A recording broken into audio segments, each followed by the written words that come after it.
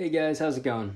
Today I'm going to be covering over the accessory ossicles coupled with some additional information so we can do some review at the same time. Also, there should be a second video made at some point pretty soon that is strictly supplementary and focuses on radiographic views of the accessory ossicles. So if you're interested in that, just keep an eye out.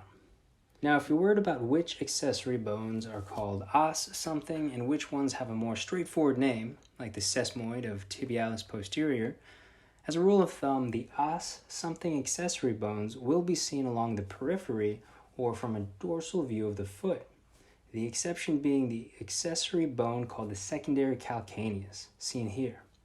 The rest of the accessory bones will be seen under the foot and generally away from the periphery. These will not have os in their name.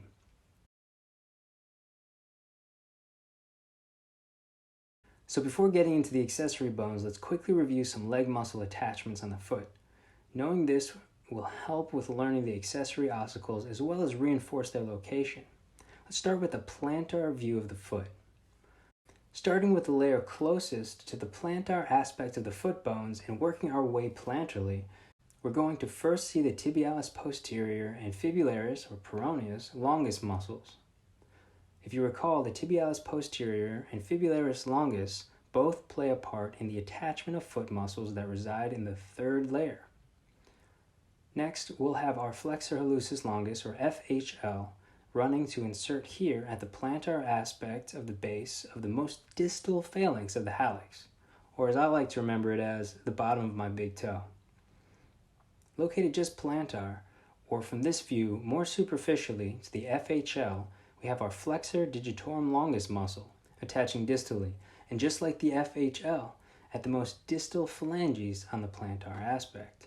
Knowing the relationship between these two muscles is important because until this day I get confused on which muscle lays deep to which, and until this day I get asked questions about it.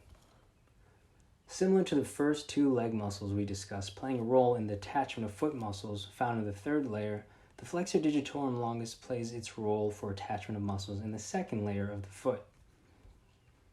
Finally, we have the distal attachment of the fibularis or peroneus brevis muscle on the styloid of the fifth metatarsal laterally, and the tibialis muscle inserting around here on the medial and plantar surfaces of the medial cuneiform and first metatarsal tubercle. So now that we are all knowing when it comes to the leg muscles we just talked about, let's finally take a look at these accessory bones while keeping in mind our rule of thumb in regards to their name. Dorsal and peripheral ossicles will generally be called os something. First, there can be an ossicle located here within the fibularis longus tendon.